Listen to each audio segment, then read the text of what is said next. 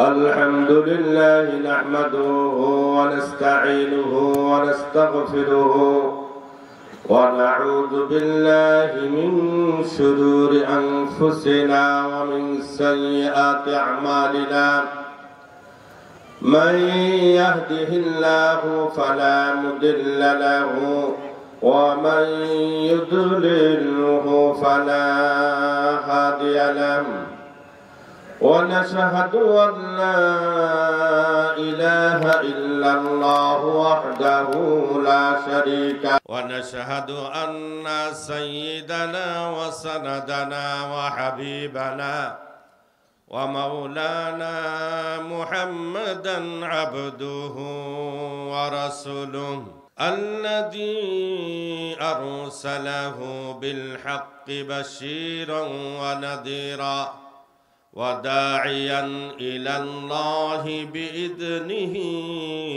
وسراجا منيرا أما بعد فأعوذ بالله من الشيطان الرجيم بسم الله الرحمن الرحيم والسابقون الأولون من المهاجرين والأنصار والذين اتبعوهم بإحسان رضي الله عنهم ورضوا عنه وأعد لهم جنات تجري تحتها الأنهار خالدين فيها أبدا ذلك الفوز العظيم وعن أبي هريرة رضي الله تعالى عنه قال قال رسول الله صلى الله عليه وسلم جزى الله عنا محمدا ما هو أهله সকলে দরুদে ইব্রাহিম পাঠ করে নি আল্লাহুম্মা সাল্লি আলা মুহাম্মাদিন ওয়া আলা আলি মুহাম্মাদ কামা সাল্লাইতা আলা ইব্রাহিম وعلى آل إبراهيم إنك حميد مجيد اللهم بارك على محمد وعلى آل محمد كما باركت على إبراهيم وعلى آل إبراهيم إنك حميد مجيد মুহাব্বতের সাথে সকলে পাঠ করে বালাগাল উলা বিকামালিহি কাশাফাদ দুজা বিজামালিহি হাসনাত জামিউ খাসালিহি সাল্লু আলাইহি ওয়া আলিহি দুরফশানি ने तेरे कतरों को दरिया कर दिया दिल को रोशन कर दिया आँखों को बीना कर दिया बलगल उला बिकमालिही कशफद दुजा बिजमालिही हसनत जमीउ खसालिही सल्लू अलैहि व आलिहि मोहब्बतेर साथे कয়েকবার একটু জিকির করে নি লা ইলাহা ইল্লাল্লাহ আর জোরে লা ইলাহা ইল্লাল্লাহ লা ইলাহা ইল্লাল্লাহ লা ইলাহা ইল্লাল্লাহ লা ইলাহা ইল্লাল্লাহ आगे कदम बढ़ाए जा सीनों में तिर लगाए जा कौम तराना गाए जा बोलना इलाहा इल्लल्लाह ला इलाहा इल्लल्लाह ला इलाहा इल्लल्लाह ला इलाहा इल्लल्लाहु মুহাম্মাদুর রাসূলুল্লাহ সাল্লাল্লাহু আলাইহি ওয়াসাল্লাম। রামনগর ইউনিয়ন তাফসিরুল কোরআন মাহফিল বাস্তবায়ন কমিটির পক্ষ থেকে আয়োজিত আজকের এই আজিমুস শান তাফসিরুল কোরআন মাহফিলের প্রধান আলোচক প্রখ্যাত আলেমে দ্বীন ও গবেষক মুফতি মিজানুর রহমান, সিনিয়র পেশ ইমাম বাইতুল মোকাররম জাতীয় মসজিদ ঢাকা, মঞ্চে উপবিষ্ট হযরতে উলামায়ে কেরাম, আইম্মায়ে মাসাজিদ, দূর দরাজ থেকে আগত দিনদার পরেজগার মুত্তাকি ভাইরা, সম্মানিত শ্রোতামণ্ডলী, পর্দার অন্তরালে অবস্থানরতা অবলা সরলা ধার্মিকা সম্মানিতা আমার মা ও বোনেরা, আল্লাহ রাব্বুল আলামিনের লাখ শুকরিয়া যে মালিক আমাদের প্রতি অনুগ্রহ করে আজকের এই আজিমুস শান তাফসিরুল কোরআন মাহফিলে আমাদের সকলকে সমবেত হওয়ার তৌফিক দান করেছেন। বিশেষ করে সালাতুল মাগরিবের নামাজের পর থেকে এ পর্যন্ত বহু মূল্যবান আলোচনা শ্রবণ করার সুযোগ করে দিয়েছেন। সেই মালিকের দরবারে অন্তরস্থল থেকে কালিমাতুশ শুকরিয়া আদায় করছি। সকলে জোরে সোরে সমসুরে একযোগে পাঠ করে আলহামদুলিল্লাহ। বাহিরে দোকানপাটে যারা অবস্থান করছি, আমি সকলকেই অনুরোধ জানাবো, এটা জান্নাতের একটি বাগিচা, পাড়ায় জান্নাত। আমার ভাইয়েরা, যে মাজলিসে কোরআন ও হাদিসের আলোচনা হয়, ওই মাজলিস আল্লাহর পক্ষ থেকে অগণিত রহমতের ফেরেশতা বেষ্টন করে রাখে। আল্লাহর ফেরেশতারা দোয়া করতে থাকে, আল্লাহ এ মাজলিসে যারা বসেছে, আল্লাহ তাদের জীবনের গুনাহগুলি মাফ করে দাও। এমন একটি গুরুত্বপূর্ণ মোবারক মাজলিসে আল্লাহ তাআলা সকলকে জমে জমে বসার সুযোগ করে দিক। সকলকে আল্লাহ এই ময়দানে আসার তৌফিক দান করুক, জোরে বলুন আমিন। আমার ভাইয়েরা, এ দুনিয়ার হায়াত অত্যন্ত দামি হায়াত। প্রতিটি শ্বাস আমার আপনার থেকে বিদায় নিয়ে চলে যাচ্ছে, তার মানে আমার আপনার বরাদ্দকৃত যে শ্বাস প্রশ্বাস ছিল তার থেকে কিন্তু একটা মাইনাস হয়ে গেল। যে দিনটা আমার অতিবাহিত হয়ে গেল, এই দিনটা আমার আপনার জিন্দেগির মধ্যে আল্লাহ তাআলা যতটুকু আয়ু রেখেছিলেন, আল্লাহ তাআলা ওই দিনগুলির থেকে একটা দিন আমার আপনার থেকে আল্লাহ তাআলা হাতছাড়া করে দিলেন। ওই দিনটা আমার আপনার থেকে মাইনাস হয়ে গেল। দুনিয়ার হায়াত কতটা যে দামি, আমার বাবাদের একটা দৃষ্টান্ত দিলে বুঝে আসবে। ধরে নিন, কোন একজন প্রসূতি মা তার গর্ভে থেকে 2টি সন্তান জন্মগ্রহণ করল। প্রথম যে সন্তান জন্মগ্রহণ করল, সন্তানটি জন্মগ্রহণ করেছে একবারে মৃত অবস্থায়। মৃত অবস্থায় সন্তানটি জন্মগ্রহণ করল। তার আধা ঘন্টা পরে আরেকটি সন্তান ওই প্রসূতি মায়ের গর্ভ থেকে প্রসব করলো, জন্মগ্রহণ করলো। কিন্তু ওই সন্তানটা জন্মগ্রহণ করেছিল জিন্দা অবস্থায়, বেশি আয়ু পায় নাই, মাত্র 5 মিনিট হায়াত পেয়েছে। এই 5 মিনিট অর্থাৎ জীবিত অবস্থায় দুনিয়ার বুকে 5টা মিনিট আয়ু লাভ করেছে, প্রসব করেছে। ওই মায়ের গর্ভ থেকে সন্তান জন্মগ্রহণ করেছে, একটু কান্না করেছে। এর 5 মিনিট পরেই সন্তানটি মারা গেল।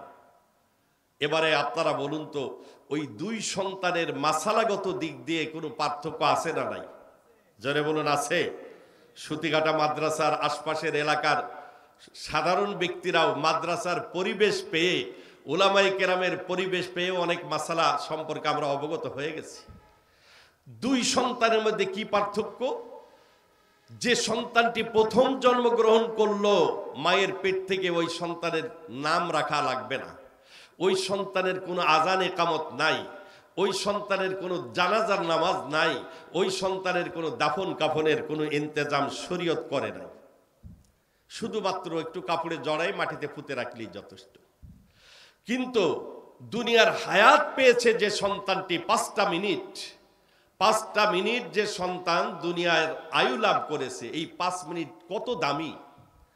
আমার ভাইয়েরা, ওই সন্তানের ব্যাপারে সমস্ত উলামায়ে কেরাম, সমস্ত মুফাসসির মুফতিয়ানে কেরাম ফতোয়া দেবে যে ওই সন্তানের নাম রাখতে হবে। যে 5টি মিনিট আয়ু লাভ করেছে, এই দুনিয়ার 5টা মিনিটের কত দাম যে ওই সন্তানের নাম রাখা হবে। ওই সন্তানের জানাজার নামাজ পড়া হবে, ওই সন্তানকে মাইয়াতকে যেভাবে গোসল দেওয়া হয় ঠিক ওই কায়দায় তাকে গোসল দেওয়া হবে।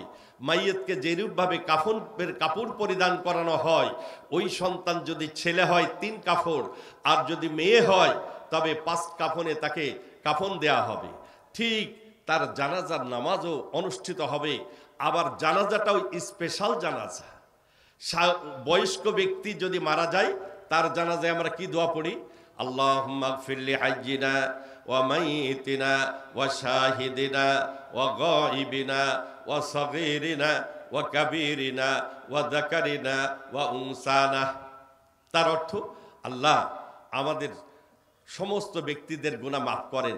মুমিন নরনারী, আল্লাহ বয়স্ক, অল্প বয়স্ক, জাকারিনা ওয়া উনসানা, আমাদের নারী পুরুষ যত ব্যক্তি এই জানাজায় শরীক হয়েছে, পৃথিবীর আনাচে কানাচে যত মুমিন মুমিনাত আছে, আল্লাহ সকলকে তুমি ক্ষমা করে দাও, মাফ করে দাও।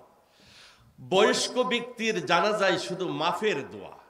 আর ওই যে বাচ্চাটা, যে বাচ্চা নিষ্পাপ অবস্থায় জন্মগ্রহণ করে মাত্র 5টা মিনিট আয়ু লাভ করে দুনিয়া থেকে বিদায় নিয়ে গেল, সন্তানটা কত দামি সন্তান, ওই সন্তানের মর্তবা কত বেশি, তার জন্য নবীজি স্পেশাল দোয়া শিক্ষা দিয়েছেন। আমরা তো জানাজার অনেকে সূরা কেরাতও ভালো মতো জানি না, নামাজ পড়তে হয় পড়ি, নামাজ পড়তে পড়তে 70-80 বছর বয়স হয়ে গেছে, দোয়ায়ে কুনুত জানে না এমন মুসল্লি বাংলাদেশে থাকলে সুতিঘাটা এলাকায়, রামনগর এলাকায় হয়তো বা নাই। আল্লাহ তাআলা হেফাজত করুক। আল্লাহ তাআলা সকলকে দোয়া দরুদগুলি মুখস্থ করার তৌফিক দান করুক। জোরে বলুন আমিন। জানাজায় কোন দোয়া পড়তে হয় জানি না। ছোট্ট বাচ্চার জন্য স্পেশাল দোয়া কি? আল্লাহুম্মা জাআলহু লানা ফারাতা ওয়াজআলহু লানা আজরান ওয়া যুখরা ওয়াজআলহু লানা শাফিআন ওয়া মুশাফফা। রব্বুল আলামিন, আয় আল্লাহ, এই নবজাতক শিশু ছেলেটিকে আল্লাহ তোমার কাছে আমানত হিসাবে পেশ করলাম। আল্লাহ কিয়ামতের ময়দানে এই সন্তান যেন আমার আজর সওয়াবের কারণ হয়, এই সন্তান যেন কিয়ামতের ময়দানে মুসিবতের দিন আল্লাহ আমাদের জন্য সুপারিশগার হয়ে যায়। জোরে কোন সুবহানাল্লাহ। ছোট্ট বাচ্চা, মাসুম বাচ্চা, দুনিয়ায় থেকে যে বাচ্চাটি নিষ্পাপ অবস্থায় মৃত্যুবরণ করেছে, কাল কিয়ামতের ময়দানে মুসিবতের দিন আল্লাহ রব্বুল আলামিন রৌদ্রের ছোঁয়া লাগতে দেবেন না। সূর্য মাথার উপরে আসবে, জমিন তামান্নাই হয়ে যাবে। ও পর্দার আড়ালের মায়েরা, অনেকের ছোট বাচ্চা দুনিয়ায় থেকে বিদায় নিয়ে চলে গেছে। আরে ওই ছোট বাচ্চাটা কিয়ামতের ময়দানে মুসিবতের দিন বাবা মার জন্য ছোট বাচ্চা সুপারিশগার হয়ে যাবে। কিয়ামতের ময়দানে সূর্য যখন মাথার উপরে আসবে, জমিন তামান্নাই হয়ে যাবে, মানুষ ছুটাছুটি করতে থাকবে। আল্লাহ রব্বুল আলামিন ওই কচি কচি নিষ্পাপ মাসুম বাচ্চাদেরকে মেশকো আম্বরের টিলার উপরে বসার ব্যবস্থা আল্লাহ করে দেবেন। আল্লাহ রব্বুল আলামিন পরিশেষে নির্দেশ দেবেন, উদখুলুল জান্নাহ, যাও তোমরা জান্নাতে চলে যাও। ওই বাচ্চারা বলবে, মাবুদ আল্লাহ, যে বাবা মার কারণে দুনিয়ার আলো বাতাস দেখেছি, 5টা মিনিট আয়ু পেয়েছিলাম যে বাবা মার কারণে, আল্লাহ তোমার জান্নাতে যাব না। ওই বাবা মাকে যতক্ষণ জান্নাতে না নিতে পারবো ততক্ষণ পর্যন্ত তোমার জান্নাতে যাব না। এজন্যই তো নবীজি দোয়া শিখাইছেন, ওয়া শাফিআও ও মুশাফফা। আল্লাহ, এই বাচ্চা যেন কিয়ামতের ময়দানে আমার জন্য সুপারিশগার হয়, এই বাচ্চা যেন কিয়ামতের ময়দানে আমার জন্য সুপারিশ করে, তার সুপারিশ যেন গৃহীত হয়, আমি যেন এই বাচ্চার মাধ্যমে জান্নাত লাভ করতে পারি। ও রামনগর ইউনিয়নের ভাইয়েরা, পর্দার আড়ালের মায়েরা, দুনিয়ার হায়াত কত দামি। 5টা মিনিট হায়াত পেয়েছে ওই বাচ্চা কাল কিয়ামতের ময়দানে মুসিবতের দিন বাবা মাকে জান্নাতে না নিয়ে আল্লাহর জান্নাতে যাবে না। এই ঢাকা থেকে 2 জন প্যাসেঞ্জার, এই কয়েক বছর আগে পত্রিকায় নিউজ এসেছে, 2 জন পাশাপাশি সিটে বসেছে। একজন হলো মসজিদের ইমাম সাহেব, পাশে বসেছেন এক হিন্দু ভদ্রলোক। তো ইমাম সাহেব চিন্তা করলেন চুপচাপ বসে না থেকে হিন্দু ভদ্রলোকের সাথে একটু মত বিনিময় করি। জিজ্ঞাসা করলেন, ভাইজান পরিচয়টা কি? নাম বলল, বুঝলেন যে হিন্দু মানুষ, আল্লাহর বান্দা। ইমাম সাহেব আল্লাহর বান্দার কাছে কিছু আল্লাহর গুণ কীর্তন তুলে ধরলেন, আল্লাহর বড়ত্ব তুলে ধরলেন। বললেন, ভাইজান আপনার মাঝে আমার মাঝে তেমন কোনো ডিফারেন্স নেই।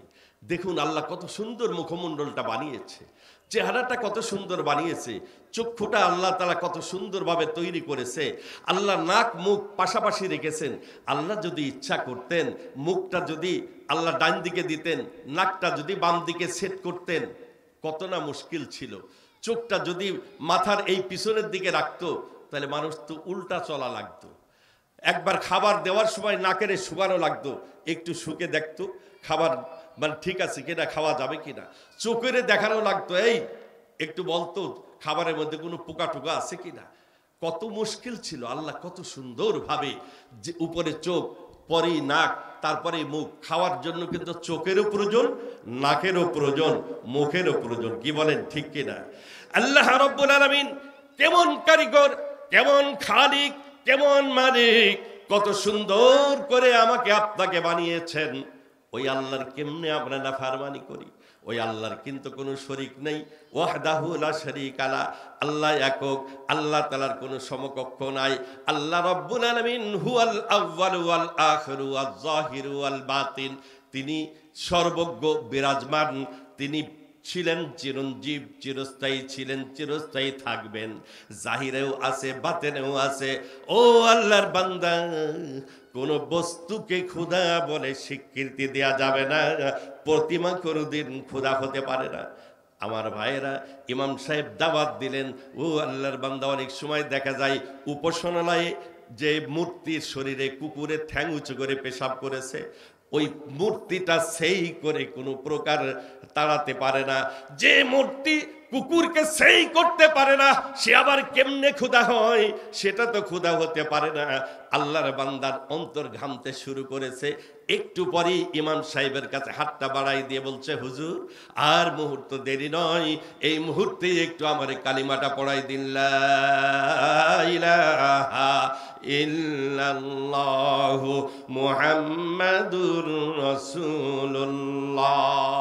আমার বাবাজিরা, ওই হিন্দু ভদ্রলোক কালিমা পড়ে মুসলমান হলো। মুসলমান হওয়ার মাত্র 10-15 মিনিট পর গাড়িটা উঠেছে মানিকগঞ্জ ব্রিজের উপরে।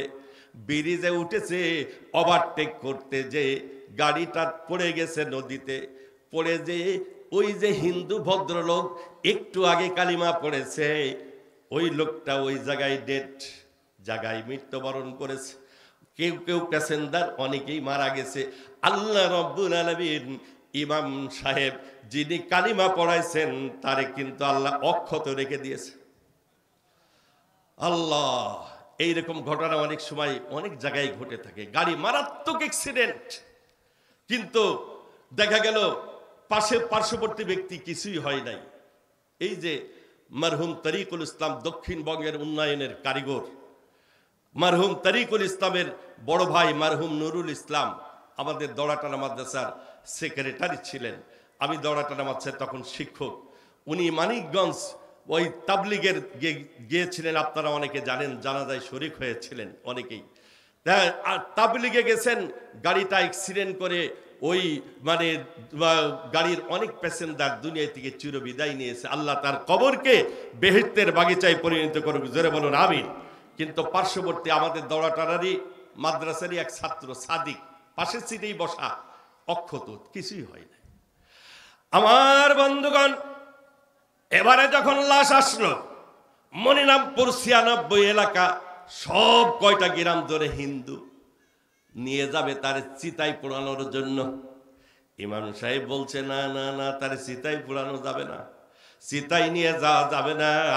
সে তো কালিমা পড়েছে, আমার হাত ধরে কালিমা পড়েছে। কয়েকজন মুসল্লি গাড়ির প্যাসেঞ্জার সাক্ষী দিল, ভাইজান তার চিতায় পোড়ানো যাবে না, সে তো কালিমা পড়েছে। মুসলমান, দুনিয়ার মাত্র 10টা মিনিট হায়াত পেয়েছে, 10টা মিনিট আয়ু লাভ করেছে। আল্লাহর বান্দা এক ওয়াক্ত নামাজও পড়তে পারে নাই, রোজাও রাখতে পারে নাই, হজও করতে পারে নাই, যাকাতও দিতে পারে নাই। আল্লাহর নবী বলেন, আল ইসলামু ইয়াহদিমু মা কাবলা, যে ব্যক্তি জীবনের শেষ পর্যায়ে কালিমা পড়ে মুসলমান হয়ে গেছে, 80 বছরের কাফেরও যদি হয়, ওই কালিমার বদৌলতে আল্লাহ তার জিন্দেগির সমস্ত গুনাহগুলি মাফ করে দেবে। আমার বন্ধুগণ, মাত্র 10টা মিনিট হায়াত পেয়েছে। এই 10টা মিনিট হায়াত পাওয়ার কারণে লোকটা এত দামি হয়ে গেছে। আগে নাম ছিল হরিপদ বিশ্বাস। জানাজা পড়ানোর সময় আল্লাহর বান্দার নাম উলামায়ে কেরাম রাখলেন, নাম হলো আব্দুর রহমান। এখন আব্দুর রহমানের জানাজা হবে। আমার বন্ধুগণ, ইমাম সাহেব বললেন, আমি কিন্তু ওই সময় তার নামও নির্ধারণ করেছিলাম আব্দুর রহমান নাম, অতএব সে আর হরিপদ বিশ্বাস নাই। 10 মিনিটের নাম চেঞ্জ হয়ে আব্দুর রহমানে পরিণত হয়েছে। আল্লাহর বান্দার জানাজা হলো, মুসলমানদের কায়দায় জানাজা হলো, মুসলমানদের কায়দায় কাফন দেয়া হলো, মুসলমানের কবরস্থানে দাফন করা হলো। আল্লাহর হাবিব বলেন, শুধু এতটুকু নয়, আল ইসলামু ইয়াহদিমু মা কাবলা, ওই কালিমার বদৌলতে 80 বছরের ওই কাফেরটা 40 বছরের ওই কাফের বিধর্মী কালিমা পড়ার কারণে আল্লাহ তার জীবনের সমস্ত গুনাহ মাফ করে দেবে। আমার ভাইয়েরা, এ বোঝা গেল যে আমার আপনার এই হায়াত অত্যন্ত দামি। যে সময়টুকু অবহেলা করে আমরা কাটাই দিই, অনেকে এশার নামাজটা হয়তো পড়ার সুযোগ হয় নাই, ময়দানে বসেছি, ও মুসলমান যারা এশা পড়তে পারি নাই, মাহফিল শেষ করে কমপক্ষে এশার নামাজটা পড়ে ঘুমাবো। বলা যায় কি, আজকের রাতটা আমার আপনার জীবনের শেষ রাত হয়ে যেতে পারে। কি বলেন, ঠিক কিনা? আল্লাহ তাআলা আমাকে আপনাকে আজকের মাহফিল হেদায়েতের মাহফিল, নাজাতের মাহফিল, আখিরাতের নাজাত অর্জনের মাহফিল হিসাবে আজকের মাহফিল কবুল করে নিক। যারা বলুন আমিন। আমি আপনাদের সম্মুখে সূরা তওবার 100 নম্বর একটি আয়াতে কারিমা তেলাওয়াত করেছি। মুসলিম শরীফে বর্ণিত 2543 নম্বর একটি হাদিস পাঠ করেছি। যে আয়াতে কারিমা তেলাওয়াত করেছি, এই আয়াতের মধ্যে আল্লাহ আমলের জিন্দেগি গঠনের মৌলিক একটি বিষয় আল্লাহ তাআলা আলোচনা করছেন। আমার বন্ধুগণ, মৌলিক বিষয় বলতে আল্লাহর প্রতি, রসুলের প্রতি, সাহাবায়ে কেরামের প্রতি আমার আপনার ধারণা, সুধারণা রাখতে হবে। যদি সুধারণা না থাকে, কোনো ব্যক্তি আমল করলো ঠিক আছে, কিন্তু আমলের ভুনে খেয়ে গেছে, খাট বানিয়েছে, কিন্তু দেখা গেল 1 বছরের মধ্যে এমন ঘুণ লেগেছে, আমার বন্ধুগণ 1 বছরের মধ্যে পায়া খাটা সব কিছু ঘুনে খেয়ে ফেলেছে। রাত্রিবেলায় ঘুমানোর জন্য মেহমান এসেছে, 3 জন, 3 জনের শোয়াইছে, যে আল্লাহর বান্দা কেবল খাটে উঠেছে, ঠাস করে আওয়াজ হলো, নিচে পড়ে গেছে। বোঝা গেল, যদি খাট বানাইছে ঠিকই, তাতে যদি ঘুম ধরে তবে পরবর্তীতে অ্যাক্সিডেন্টের সম্ভাবনাও থাকে।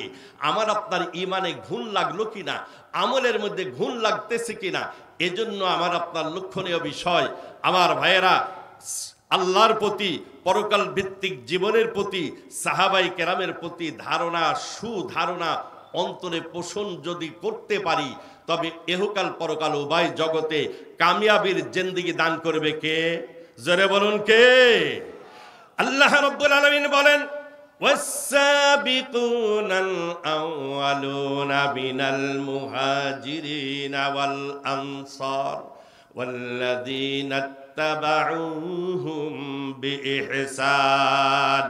আল্লাহ তাআলা বলেন, মুহাজির, আনসার, সাহাবায়ে কেরাম, যারা অগ্রগামী, যারা প্রথমেই ইসলাম গ্রহণ করেছেন, মাতৃভূমি ত্যাগ করে মদিনাতুল মুনাওয়ারায় এসেছেন, ওয়াল্লাযীনা তাবাউহুম বিইহসান, আর যারা পরবর্তীতে ওই সমস্ত সাহাবাই কেরামের অনুসরণ করেছে, সাহাবাই কেরামের আমলি জিন্দেগি দেখে নিজেকেও সাহাবাই কেরামের মতো নেক আমলওয়ালা বানিয়েছে।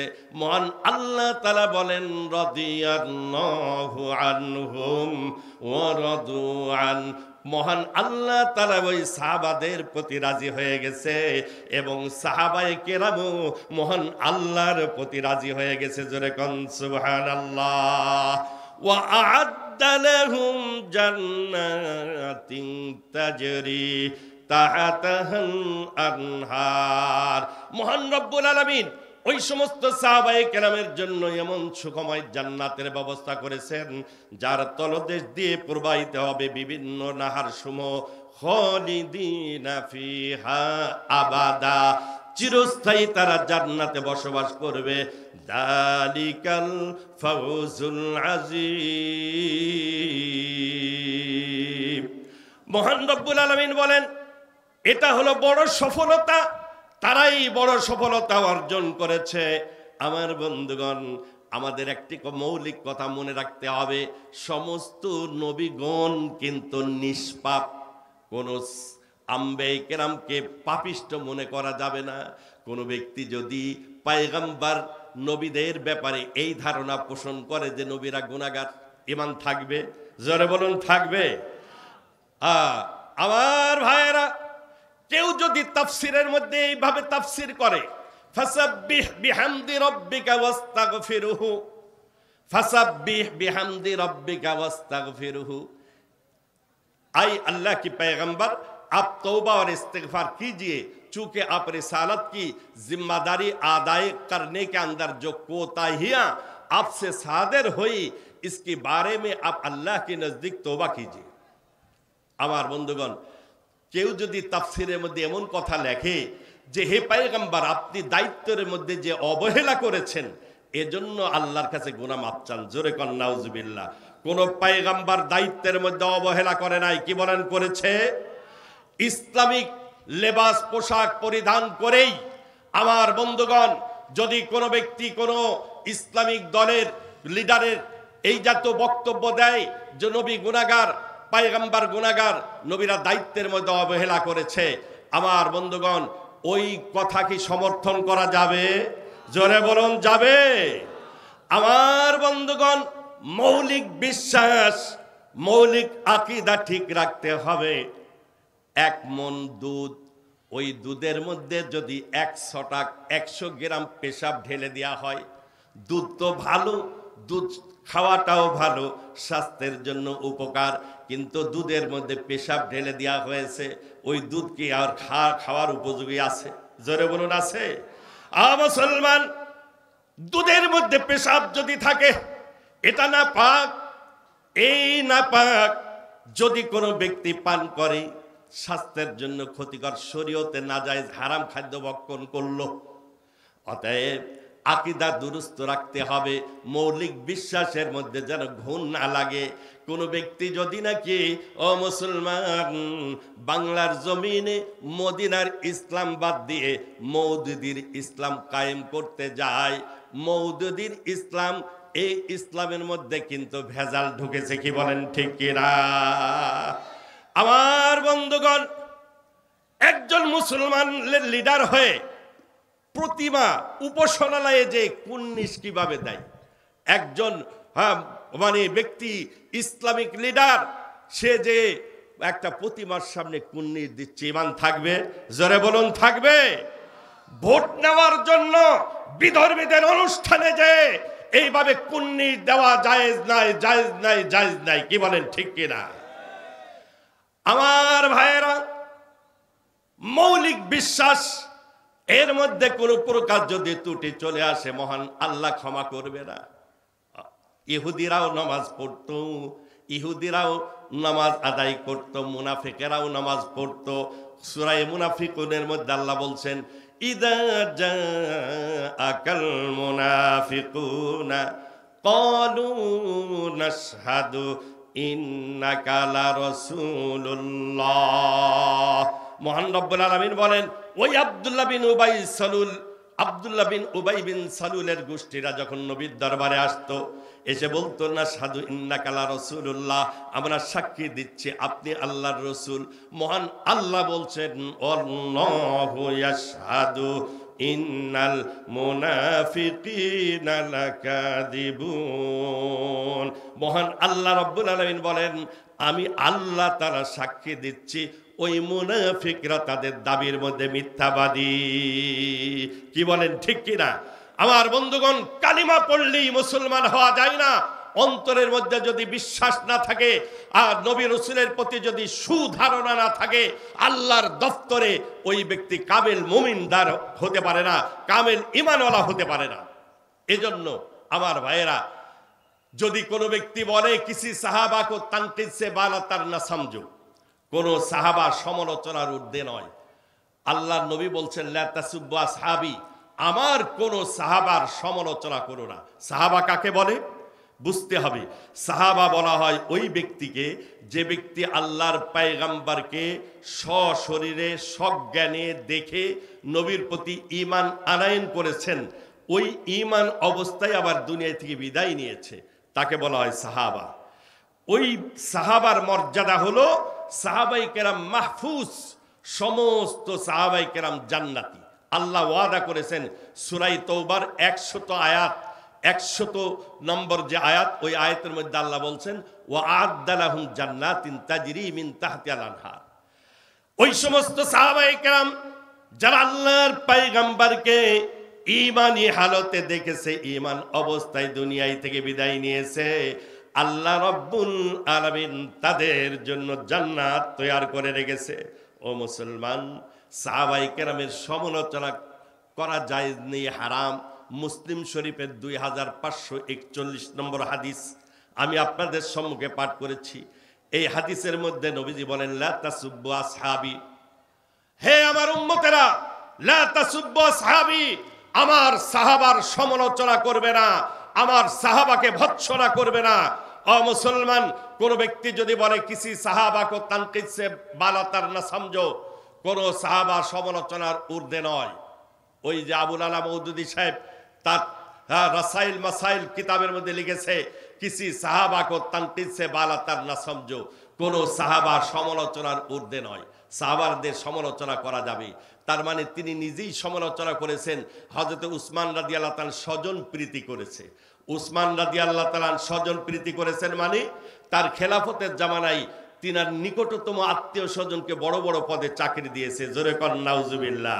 সাহাবাই কেরামের সমালোচনা করে, সাহাবাই কেরামকে গালিগুলাজ করে, তবে সে যেই হোক না কেন তার কথা কোনো প্রকার গ্রহণ করা যাবে না। ওই ইসলাম বাংলার জমিনে প্রতিষ্ঠিত হতে পারে না যে ইসলাম মদিনাতুল মুনাওয়ারার সাহাবাই কেরামকে ভৎসনা করে। কি বলেন ঠিক কিনা? আমার বন্ধুগণ, সাহাবায়ে কেরামের মর্যাদা প্রসঙ্গে একটি কথা আপনাদের সামনে পেশ করি। কত বড় কথা! মালফুজাতে ফকিহুল উম্মার মধ্যে পাকিস্তানের গ্র্যান্ড মুফতি মাহমুদ সাহেব রহমতুল্লাহ আলাইহি নকল করেছেন। শিয়া সম্প্রদায় যারা শিয়া মতবাদে বিশ্বাসী, তারা আবু বকর উমরকে কাফের বলে। জোরে কর নাউজুবিল্লাহ। আবু বকর উপরে লানত করে, উমরের উপরে লানত করে।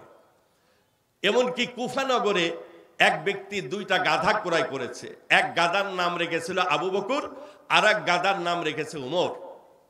ঘটনাক্রমে ওই ব্যক্তি সকালবেলায় গোয়ালঘর থেকে গাধা বাইর করতে গেছে, তো এক গাধা এমন লাথি ছেড়েছে যে গাধার লাথি খেয়ে শিয়ার জায়গায় মৃত্যু হয়ে গেছে। ইমামে আবু হানিফা রহমতুল্লাহ আলাইহি ঘটনা যখন শুনলেন তো বললেন যে আমার যতটুকু ধারণা যে গাধার নাম উমর রাখা হয়েছিল, ওই উমর গাধার লাথি খেয়ে শিয়ার মৃত্যু হয়েছে। ইমামে আবু ইউসুফ বলেন আমি ঘটনা তদন্ত করার জন্য গেলাম, যে দেখি সুবহানাল্লাহ, ইমামে আবু হানিফা যে মন্তব্য করেছেন ঠিক হুবহু উমর গাদার লাথি খেয়ে শিয়ার মৃত্যু হয়েছে। আমি এসে জিজ্ঞাসা করলাম, হযরত আপনি জানলেন কিভাবে যে উমর গাদার লাথি খেয়ে তার মৃত্যু হয়েছে? বল দেখো আল্লাহর কোরআন বলছে উমরের ব্যাপারে আশিদ্দাউ আলাল কুফার রুহামাউ বাইনাহুম। উমর ছিল কাফেরদের বিরুদ্ধে অত্যন্ত কঠোর, অতএব গাদার নাম যখন উমর রাখা হয়েছে, উমরের ইমানি পাওয়ার আল্লাহ গাদার ভিতরে দান করেছে। ওই গাদা চিন্তা করলো উমরকে উমরের নাম আমারে রেখেছিস, তোরে আস্ত রাখবো। মুহূর্তের মধ্যে গাদার রশি ধরে টান দিয়েছে, গাদা এমন লাথি ছেড়েছে শিয়ার জায়গায় মৃত্যু হয়ে গেছে। আমার ভাইয়েরা, ইরাকের একজন ব্যক্তি নাম হলো মোহাম্মদ বিন আলী, তার প্রতিবেশী একজন আবু বকর উমরকে গালিগুলাজ করত। আল্লাহর বান্দা গালিগুলাজ শুনে রাত্রে ঘুমাতে পারতেছে না। যে আবু বকরের ব্যাপারে নবীজি বলছেন আবু বকর ফিল জান্নাহ, উমর ফিল জান্নাহ, গারে সুর গুহায় আবু বকর উমর মানে রাসূল করিম সাল্লাল্লাহু আলাইহি সাল্লাম উমর আবু বকর উভয়কে মহব্বত করতেন, কিন্তু সুর গুহার সাথী হলেন হযরতে আবু বকর। তিনাকে নিয়ে সুর গুহায় অবস্থান করেছেন। যারা হজের সফরে গেছেন, ওই সুর গুহায় ওঠার সময় আল্লাহু আকবার, গুনাহগারকে আল্লাহ 12 সালে যাওয়ার তৌফিক দান করেছিল। ৩,৫০০ ফিট উঁচু, নিচের থেকে উপরের লোকগুলি দেখলে মনে হয় কবুতরের মতো মনে হয়, অর্থাৎ শুধু টুপিটা দেখা যায়, ওই মনে হয় যেন কবুতরের বাচ্চা উপরে সব ঘোরাফেরা করতেছে। আমার বন্ধুগণ, সুর গুহায় যখন প্রবেশ করলাম, নবীজির ওই চিত্রটা মনে পড়ল। হারে, এই গুহাই তো আল্লাহর পয়গম্বর একদিন আত্মগোপনে ছিলেন। এমন একটা সময় নবীজির কেটেছে, আত্মগোপনে থাকা লেগেছে।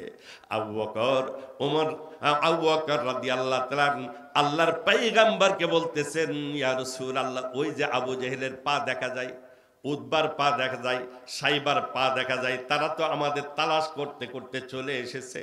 আমি তো বড় চিন্তিত। আমার বন্ধুগণ, আল্লাহর পয়গম্বর অত্যন্ত ক্লান্ত শ্রান্ত অবস্থায় আবু বকর রাদিয়াল্লাহু তাআলা রানের উপরে মাথা রেখে নবীজি একটু বিশ্রামে আছেন। আবু বকর রাদিয়াল্লাহু তাআলা সুর গুহার সমস্ত গর্তগুলি বন্ধ করেছেন, একটা গর্ত বন্ধ করতে পারেন নাই। কোনো কাপড় নাই, কোনো কাপড়ের কোনো অংশ নাই, হাত দিয়ে রেখেছেন। ওই গর্ত থেকে একটা বিষধর বিচ্ছু এসে বারবার দংশন করতেছে। আবু বকর রাদিয়াল্লাহু তাআলা নিজেকে সংযত রাখতে পারেন নাই, চোখ দিয়ে ঝরঝর করে 2 ফোঁটা পানি নবীজির সিনা মোবারকে পড়ল। আল্লাহর পয়গম্বরের ঘুম ভেঙে গেল। নবীজি বললেন, মা ইউবকিকা ইয়া আবু বকর, ও আবু বকর, কোন জিনিসে তোমারে কান্দাচ্ছে? কেন কাঁদতেছো? আতাজকুরু আবাকা, আতাজকুরু উম্মাক, আতাজকুরু ওয়ালাদাক, তোমার কি সন্তানের কথা মনে পড়লো নাকি? বাবা মার কথা মনে পড়লো নাকি? বলছে, ইয়া রাসূলুল্লাহ, ইয়া হাবিবাল্লাহ, কারোর কথা মনে পড়ে নাই। ইয়া রাসূলুল্লাহ, সুর গুহার সমস্ত গর্তগুলি বন্ধ করেছি, একটা গর্ত বন্ধ করতে পেরেছিলাম না, হাত দিয়ে রেখেছিলাম। ইয়া রাসূলুল্লাহ, ওই গর্ত দিয়ে এমন একটা বিষধর বিচ্ছু আমার হাতে দংশন করেছে, নিজেকে সংযত রাখতে পারি নাই। আল্লাহর পয়গম্বর বললেন, হাতিয়া দাগ, তোমার হাতটা আমার সামনে দাও। আল্লাহর পয়গম্বর মুখের থেকে একটু লোআব মুবারক নিয়ে, একটু থুতু মুবারক নিয়ে ওই জায়গায় লাগাই দিলেন। কিতাবের মধ্যে লেখে, ওই জায়গায় নবীজির থুতু লাগার সাথে সাথে দেহের সমস্ত জ্বালা যন্ত্রণা পানিতে পরিণত হলো। জোরে কোন সুবহানাল্লাহ। আবু বকর বলতেছেন, ইয়া রাসূলুল্লাহ, ওই যে ওলীদ বিন মুগীরা, আবু জেহেল, আবু লাহাবদেরকে দেখা যাচ্ছে। নবীজি সাল্লাল্লাহু আলাইহি সাল্লাম সান্ত্বনা দিলেন, ইদহুমা ফিল গার ইদ ইয়াকুলু লিসাহিবিহি লা তাহজান ইন্নাল্লাহা মা'ানা। আল্লাহ তাআলা বলেন, ইদহুমা ফিল গার, ওই সময়ের কথা স্মরণ করো যখন উভয়ে গর্তের মধ্যে অবস্থান করতেছিল।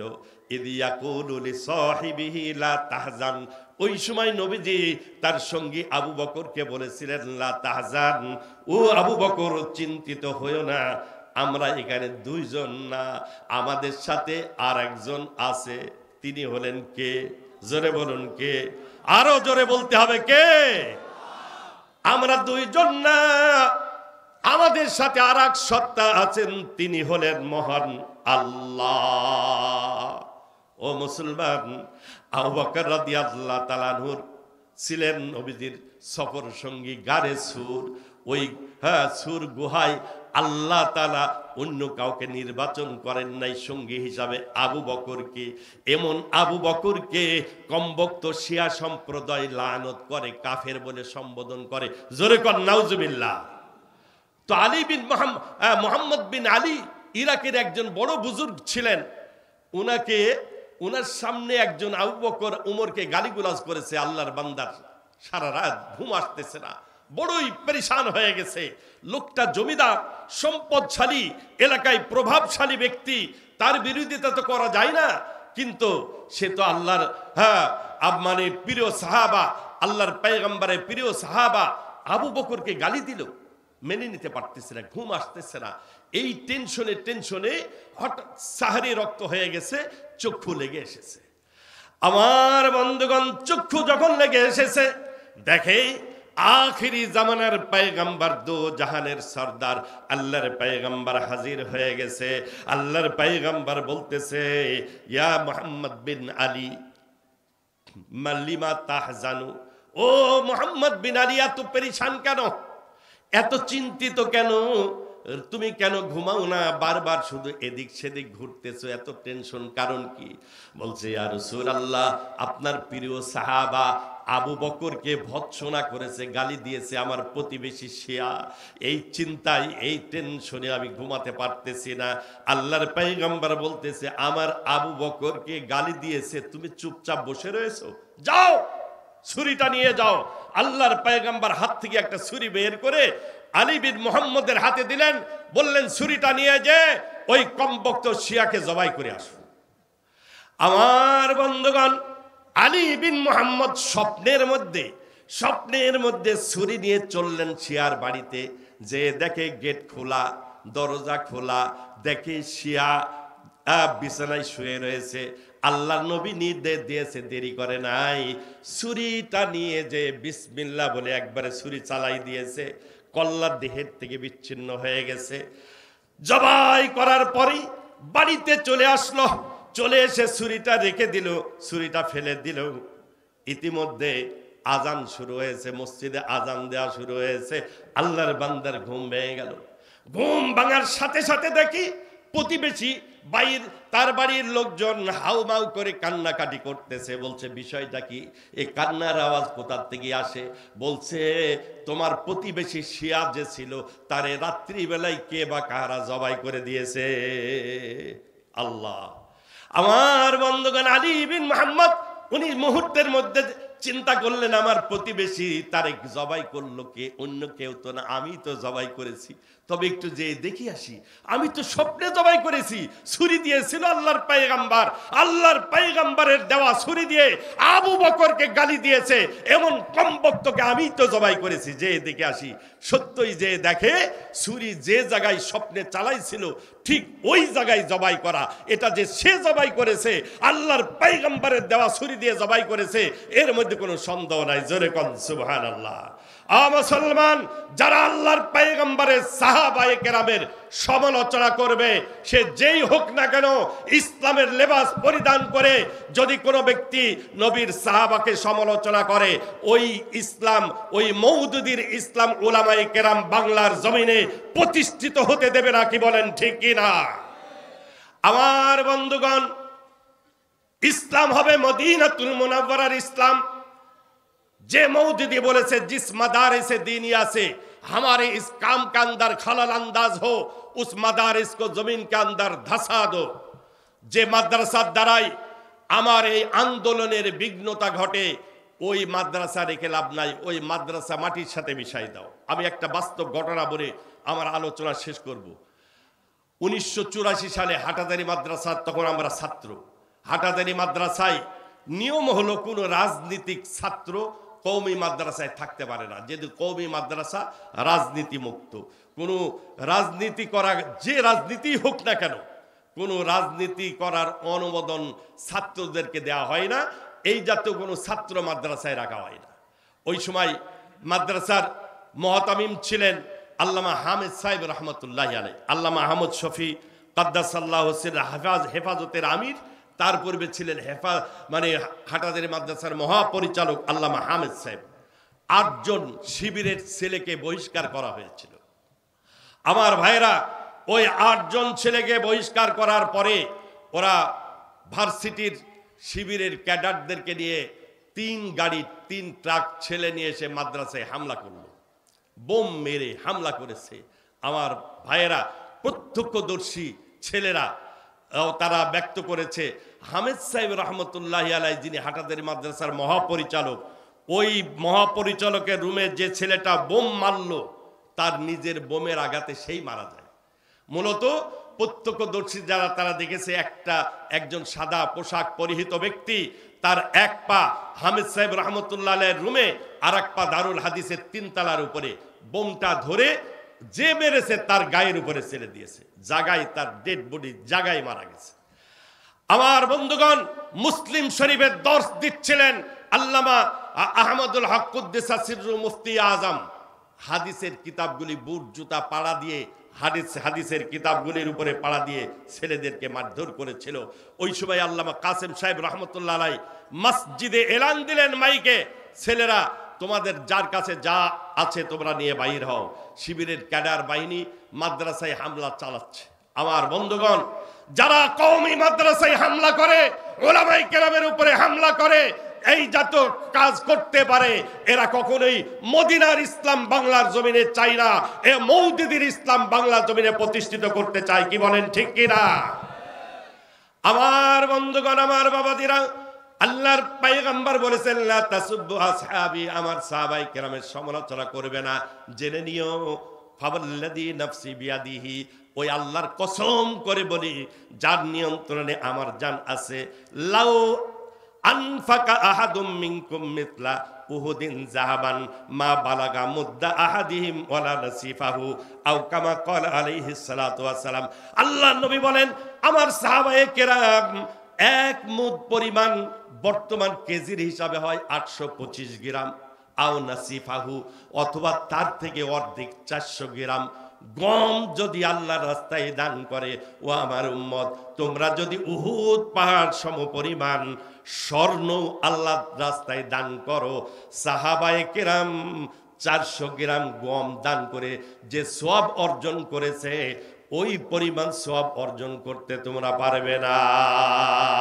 সাহাবায়ে কেরামের মান মর্যাদা আল্লাহ এমন ভাবে করেছেন যে আল্লাহ নিজে ঘোষণা দিয়েছেন, রাদিয়াল্লাহু আনহুম ওয়া রাদু আন, আল্লাহ তাদের প্রতি রাজি এবং মহান আল্লাহর প্রতি সমস্ত সাহাবায়ে কেরাম রাজি হয়ে গেছে।